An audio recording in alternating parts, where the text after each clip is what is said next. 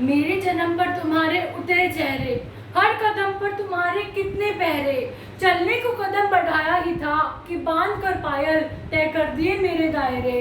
हाय रे पितरी सत्ता, उस लड़के के साथ भला क्यों आई, इतनी देर भला क्यों लगाई। क्या करोगे तुम इतना दूर जाकर, क्या दोगी तुम मुझे कमा कर। पहना कर चूड़ियां तय कर दिए मेरे रास्ते, हाय रे पितरी सत्ता। शुभ मध्याह्न, मैं अन्वेषा कक्षा 12वीं की छात्रा आज आप सभी के समक्ष पितरी सत्ता नारीवाद में बाधा के ऊपर अपने विचार प्रस्तुत करने जा रही हूँ। पितरी सत्तात्मकता का अर्थ होता है पितरी की सत्ता, यह दो शब्दों से मिलकर बना है, पितरी जमा सत्ता, जहाँ पर सत्ता पुरुषों के हाथों में होती है और जब उसका बेटा इस योग्य हो जाता है तो यह उसे हस्तांतरित हो जाती है।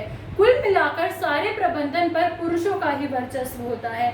महिलाएं किसी भी विषय में अपने विचार प्रस्तुत नहीं कर पाती हैं। महिला चाहे कितनी भी योग्य क्यों ना हो और पुरुष चाहे समतर ही क्यों ना हो, परंतु प्रधानता हमेशा पुरुषों को ही मिलती है। पितरी सत्ता समाज नारी के व्यक्तित्व को ग्रहण की भांति ग्रसित कर लेता है। पितरी सत्ता समाज में बहन भाई के संरक्षण में, बेटी पिता के संरक्षण में और पत्नी पति के संरक्षण में होती है। जैसा कि आप सभी जानते ही हैं कि कोरोना काल में हमारी कक्षाएं ऑनलाइन ली जा रही हैं, परंतु आज भी कुछ ऐसे जगहें हैं जहां पर लड़कियों को मोबाइल फोन नहीं दिया जाता है। फोन केवल उनके भाई या उनके पिता के पास ही रहता है। ऐसे में वे लड़कियां चाह कर भी नहीं पढ़ पाती हैं। आज भी कुछ ऐसे देश हैं जहां पर लड़कियों को बाहर जाने से या नौकरी करने से पहले अपने पिता या अपने पति की लिखित अनुमति लेनी पड़ती है। दिल्ली यूनिवर्सिटी जैसी बड़ी यूनिवर्सिटी में भी लड़कियों की हॉस्टल वापस आने का समय 7 बजे और लड़के 10 बजे 11 बजे जब चाहें जब वापस आ सकते हैं। हम आज एक ऐसे समाज में रहते हैं जहां केवल इंसान ही नहीं परंतु रोबोट भी सामाजिक पूर्वाग्रहों में फिट होने के लिए बनाए गए हैं। सीरी, एलेक्सा जैसे आवाज सहायकों में भी महिलाओं की आवाजें होती हैं। यह माना जाता है कि महिला केवल आज्ञा का पालन करने के लिए ही बनी है। पुरुषों को दिए गए नाम पर जरा गौर फरमाइएगा।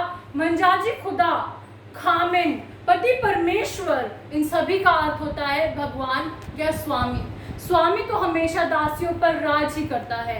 यदि हम हस्बैंड शब्द का अर्थ किसी अच्छी डिक्शनरी में देखते हैं तो उसका अर्थ होता है कंट्रोलर। एनिमल हस्बेंड्री जो इस शब्द से मिलकर बना है उसका अर्थ होता है आजाद पशुओं को पालतू बनाना। तो हस्बैंड शब्द का अर्थ क्या हुआ? आजाद महिलाओं को पालतू बनाने वाला। जो भी महिला और पुरुष में समानता को मानता है वह कभी भी इन शब्दों का प्रयोग नहीं करेगा, वह जीवन साथी जैसे शब्दों का प्रयोग करता है। पितरी सत्ता को बढ़ाने देने में केवल पुरुषों का ही हाथ नहीं है परंतु महिलाएं भी इसकी बहुत बड़ी भक्त हैं। जब कोई लड़की रात को देर से घर आती है तो जितने अंकलों को मैंने चरित्र प्रमाण पत्र देते देखा है उतनी ही आंटियों को मैंने चरित्र प्रमाण पत्र का प्रचार करते देखा है।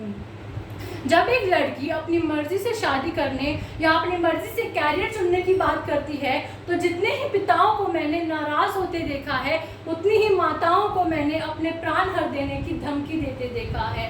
प्रत्येक मजहब में शुरू से ही महिलाओं को सिखाया जाता है कि अपनी आकांक्षाओं, जरूरतों को कम महत्व दिया जाए। पितरी सत्ता से केवल महिलाओं ही नहीं परंतु पुरुषों को भी नुकसान होता है। पुरुषों को शुरू से ही सिखाया जाता है कि जो रोता है वो कभी मर्द नहीं होता और मर्द को कभी दर्द नहीं होता, जिसके कारण वे अपने मन के भाव किसी से नहीं कह पाते हैं और यह टॉक्सिक मस्कुलिनिटी का रूप ले लेता है जिससे वे महिलाओं पर क्रोध के रूप में दिखाते हैं। मीटू कैंपेन महिला और पुरुष दोनों के लिए आवाज उठाने के लिए शुरू किया गया था। इसमें जब पक्ष में भी दोनों हैं और विपक्ष में भी दोनों, धर्म में भी दोनों हैं और अधर्म में भी दोनों, तो यह बिना परिणाम का युद्ध तो इसी प्रकार चलता रहेगा। अब तय हमें करना होगा कि कटघरे में के चाहे पुरुष हो या महिलाएं या फिर थर्ड जेंडर, दलीलें बराबरी की होनी चाहिए, सत्य असत्य की दलीलें होनी चाहिए, ना कि लिंग की। अब हमें घर से ही शुरू करना होगा। जब घर में बराबरी होगी तभी सच्ची मोहब्बत हो पाएगी। अब घर से पति देवों को बाहर निकालकर घर के अंदर जीवन साथियों को लाना होगा।